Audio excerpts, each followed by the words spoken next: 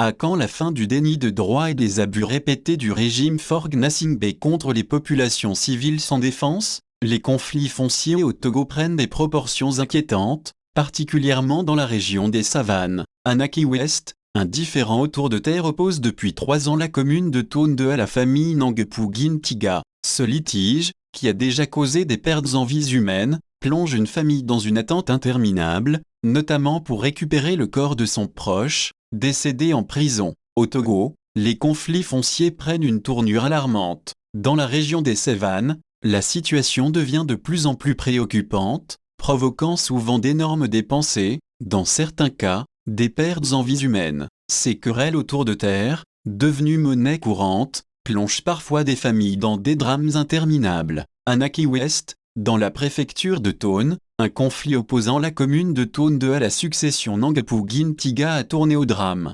Depuis 3 ans, le corps de feu Diogue Tigli, 25 ans, père de 2 enfants, attend désespérément une sépulture. Les faits remontent au 11 août 2021, lorsque Tiga Damedonin et Nangepou Pakidam sont convoqués à la brigade de recherche de Dapaong pour le 13 août 2021. Le défunt accompagne ses 2 frères pour cette convocation. À l'issue de l'audition, concernant un litige foncier les opposant à la mairie de Tone 2, ils sont placés en garde à vue, puis déférés 3 jours plus tard à la prison civile de Dapaong. Le 16 septembre 2021, Diogue Tigli se plaint de douleurs abdominales et est conduit au centre hospitalier régional, CHR, de Dapaong. Malheureusement, il décède dans la soirée du même jour, à 18 h. Son corps est placé à la morgue et, le lendemain, ses 2 frères sont libérés. La famille entame alors des démarches interminables pour obtenir la libération du corps, qui finissent par aboutir en mars 2023.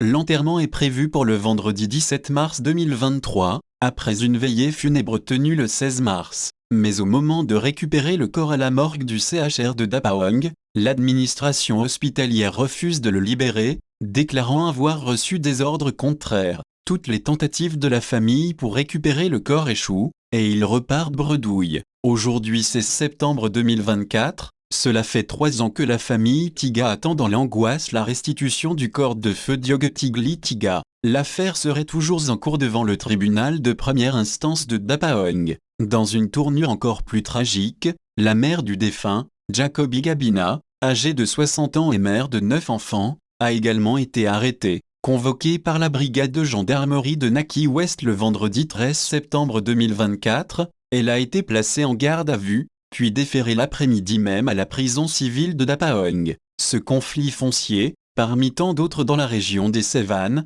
illustre les nombreuses tensions qui entourent la propriété des terres, souvent mal définies ou disputées, et l'impact que ces litiges ont sur des familles vulnérables et dévastateurs.